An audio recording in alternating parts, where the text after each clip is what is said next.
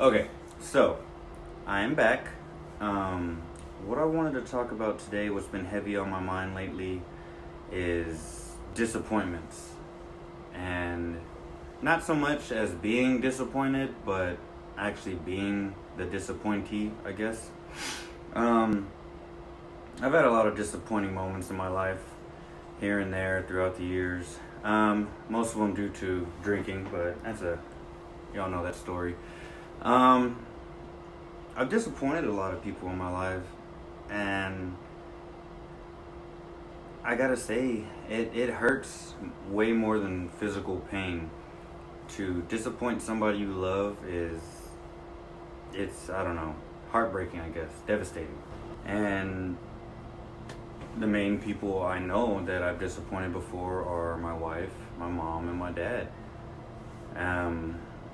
And it hurts. It hurts to know that I've disappointed them and that I would do things that would make them look at me like, ugh, I don't even know you. Like, what the fuck are you doing?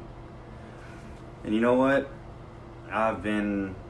People say they've been to rock bottom a couple times or a few times. I've been to rock bottom a lot.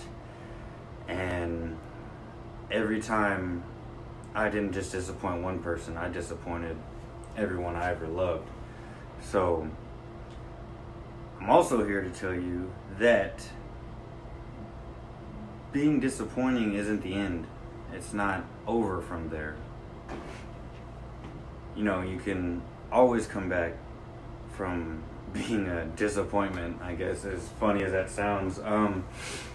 Because, oh man, every time I think of it, it just runs through my mind.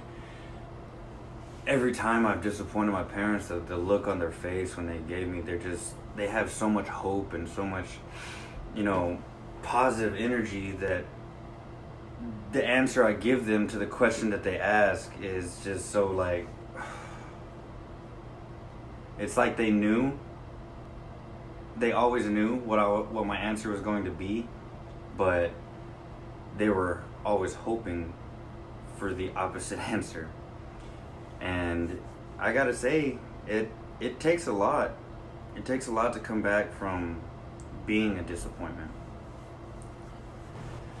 And you know what? It was all my fault. And I know that. And that's what makes it easier and better for me to come back. For anybody to come back. When you realize the cause of the disappointment, you understand and you accept responsibility for that action or actions, and you can move forward. You can start to make amends with people. It doesn't have to be the next day, the next week, the next month. I've done shit in high school that I still feel terrible about, and I still contact people today when I find them every once in a while. Hey man, or girl, whatever. It's like, I did some pretty fucked up shit to you back in high school. I was young, dumb, and I was stupid as fuck. But I want to apologize now, and most of them are like, I was back in high school, we're different people. That doesn't matter anymore. No, that's not true.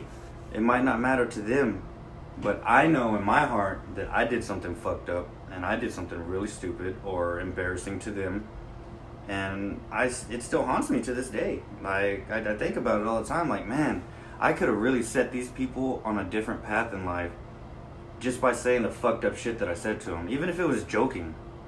They don't know if I'm joking or not, so I disappointed them. And maybe they saw me as a different person, and then I said something stupid to them, and I disappointed them. I still feel bad for that, and I still remember. And the people I do come in contact with, I tell them, hey, it's nice of you to let me off the hook. It's still unacceptable for what the fuck that I did. But, but being disappointing isn't the end. You got to keep pushing forward. You got to keep, if it really bothers you that much, to the heart, to the core of your soul, then disappointing somebody is only the beginning. Because yeah, you did it, you screwed up, I did it. The disappointment happened, okay?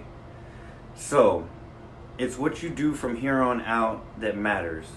You can curl up in a ball, you can cry in your room, you can have self-pity that, oh, woe is me. Like my dad always said, stop feeling fucking sorry for yourself and get out there and fucking make a difference. Do something. You know, he didn't use those exact words. My dad doesn't cuss. Weird, because I cuss like a motherfucker. But I'm just saying, that's probably another, disappointment. But anyway, it's not the end of the line. When you disappoint somebody, it's just the beginning. Because if you feel it deep down in your core, you will do anything possible to make sure that person knows that you are sorry or apologetic. And if they don't accept it, that's on them.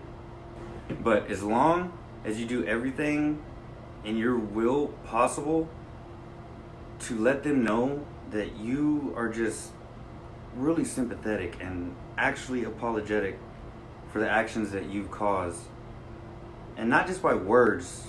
That old saying, actions speak louder than words. You gotta do something. Sometimes it takes weeks, months, sometimes it takes years. I've apologized to people 5, 6, 7 years after I've already, done some fucked up shit to them, because I think about it all the time. So, when you disappoint somebody, it's not the end of the line. Don't curl up in a ball, don't go into a shell and just, go into a dark place. You have to accept the fact that you disappointed them, why you disappointed them, and how to fix it.